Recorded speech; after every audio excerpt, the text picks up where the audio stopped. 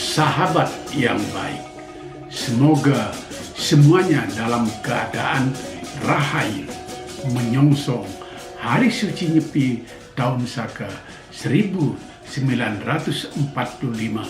yang kali ini jatuh pada hari Rabu 22 Maret 2023. Dan kebetulan pula barangkali bertepatan dengan 1 Ramadan, di mana sahabat kita umat Muslim melaksanakan puasa Ramadan.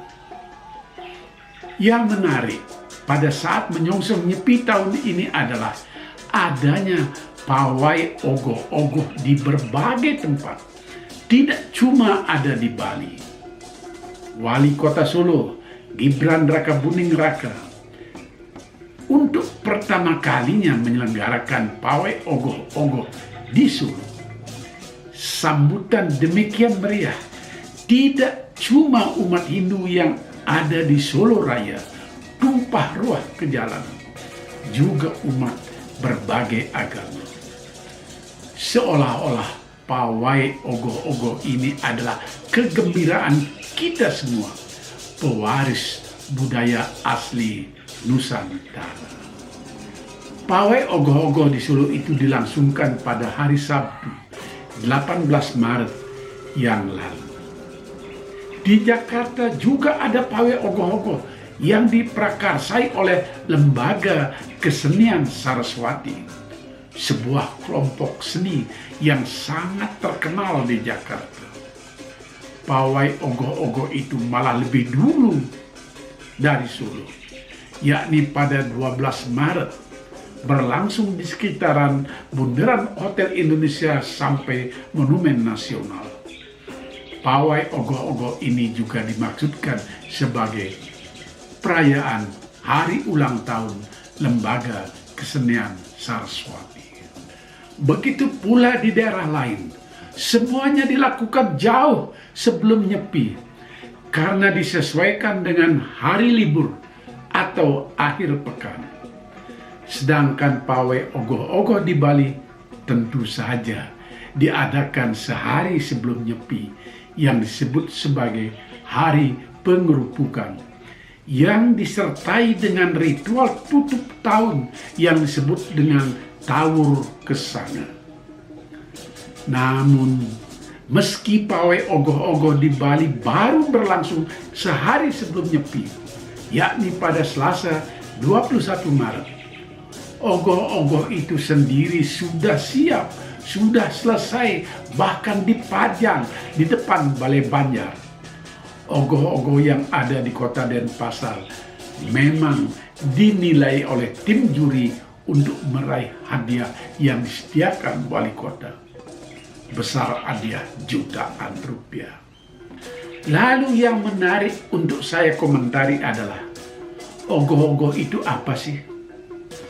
Ogoh-ogoh itu adalah simbol Buddhakala yang bisa mengganggu umat dalam melaksanakan brata atau pantangan hari Nyepi. Ogoh-ogoh itu diadakan untuk melengkapi upacara Tawur Kesanga yang dilaksanakan di masing-masing desa adat sehari sebelum Nyepi. Jadi awal mulanya ogoh-ogoh itu adalah sesuatu yang sakral karena ia bagian dari ritual. Ogoh-ogoh itu setelah rampung dibuat, diupacarai secara sakral, kasarnya dihidupkan sebagai sang Buddhakala. Istilahnya diplas-pas lalu dipasupati. Lalu sang Buddhakala yang disimbolkan lewat ogoh-ogoh itu diberi sesajen dalam ritual Tawur Kesanga. Setelah ritual selesai, para pandita atau pemangku selesai mempersembahkan sesajen. Buddhakala itu diubah wujudnya menjadi dewa. Istilahnya somya, karena budaya dewa ya, artinya dalam satu roh yang berubah wujud. Agar buta kala itu tidak mengganggu keheningan umat dalam melaksanakan nyepi. Jadi disomia menjadi dewa. Yang kita lihat secara kasat mata adalah ritual untuk membunuh, istilah sakralnya di pralina ogoh-ogoh itu, sehingga kemudian bisa diarak oleh muda-mudi sebagai tontonan. Jadi yang diarak oleh muda-mudi lewat ogoh-ogoh itu bukan lagi simbol buta kala. Itu sudah barang rongsokan sebagai karya seni. Karena ogoh-ogoh itu adalah sesuatu yang sakral sebagai simbol buta kala, maka wujudnya adalah keraksasaan atau kebutaan. Jadi haruslah berwajah serem. Karena itu Parisade Hindu Dharma Indonesia selalu menganjurkan, buatlah ogoh-ogoh dengan wajah buto, bukan wajah kesatria. Tetapi apa yang kita saksikan saat ini, terutama pada nyepi di tahun 2023 ini, ogoh-ogoh itu hanya sedikit yang sakral. Ogoh-ogoh tidak dilibatkan sebagai rangkaian taur kesanga. Taur kesanganya di mana, ogoh-ogohnya juga ada di mana, bisa di tempat lain atau tempat yang berbeda. Bahkan seperti yang kita saksikan baru saja di Jakarta dan di Solo, ogoh-ogoh itu justru dipawaikan jauh sebelum nyepi. Tidak ada kaitannya dengan taur kesanga. Kalau di Bali, meskipun pawai ogoh-ogoh tetap sehari sebelum nyepi, kaitannya dengan ritual juga banyak yang sudah tidak ada. Ogoh-ogoh itu sudah 100% sebagai karya seni, terutama di perkotaan. Tentu saja di pedesaan yang tradisional, seperti di desa saya, ogoh-ogoh tetap disakralkan. Meskipun sebagai karya seni tetap dipertahankan oleh muda-mudi yang penggemar ogoh-ogoh. Jadi, apa yang mau saya katakan pada kesempatan ini? Sebaiknya biarkan saja ogoh-ogoh itu bisa dipilih sebagai sesuatu yang sakral, atau dipilih semata-mata karya seni belaka. Kalau tetap disakralkan, ya wajahnya harus wajah raksasa atau wajah buta, dan libatkan pada ritual. Kalau yang dipilih adalah ogoh-ogoh yang 100% karya seni, ya bebaskan saja wajahnya. PHDI tidak perlu lagi mengimbau agar rupa ogoh-ogoh itu sesuatu yang menyeramkan, wajah keraksasaan. Apalagi sebagai karya seni dengan bantuan teknologi yang semakin canggih, bentuk ogoh-ogoh itu sendiri sudah banyak ada kemajuan. Di tahun-tahun lalu, bentuk ogoh-ogoh yang sangat populer adalah seperti melayang-layang di udara.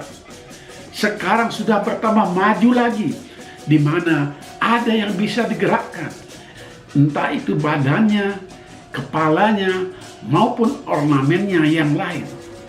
Dan penggemar ogoh-ogoh akan semakin kreatif karena ada pemerintah daerah yang memperlombakannya, seperti wali kota Denpasar, dengan hadiah yang besar pula.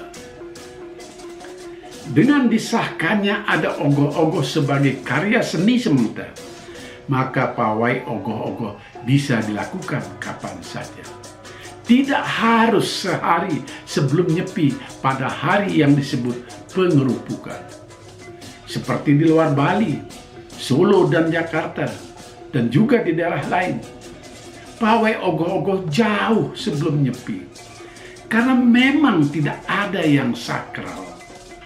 Pertanyaan sekarang adalah, apakah ogoh-ogoh bisa dibuat dan dijadikan karya seni yang dipawaikan sebagai pawai budaya Nusantara di luar Hari Raya Nyepi? Bisa sekali, karena toh bukan sakral. Wali Kota Denpasar dulu pernah menyelenggarakan pawai ogoh-ogoh menyambut hari jadi Kota Denpasar. Tidak ada kaitan dengan Nyepi.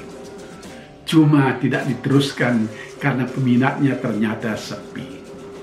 Pencinta ogoh-ogoh, terutama kaum mudanya, tetap lebih sering kalau ogoh-ogoh dikaitkan dengan hari suci Nyepi. Di luar itu rasanya aneh. Nah, ini hal yang wajar saja, menyangkut emosi dan rasa kita. Ogoh-ogoh tanpa dikaitkan Nyepi rasanya memang kurang mantap. Tidak apa-apa pula. Jadi ogoh-ogoh itu tetap saja sebagai pertanda datangnya Tahun Baru Saka Nyepi. Terutama tentu pawai ogoh-ogoh yang ada di Bali. Sesuai dengan pakem Nyepi. Akan halnya di luar Bali. Menurut saya biarkan saja ogoh-ogoh itu dipawaikan di luar Nyepi. Atau menyambut Nyepi tetapi tidak harus mesti di hari pengerupukan. Harus sehari menjelang Nyepi. Seperti di Solo, Jakarta dan kota-kota lainnya yang saya sebutkan tadi. Bagus sekali. Sebagai budaya Nusantara asli, ogoh-ogoh bisa semarak di berbagai daerah. Diterima di budaya yang bukan budaya Bali. Jadi, ogoh-ogoh tidak cuma ada di Bali.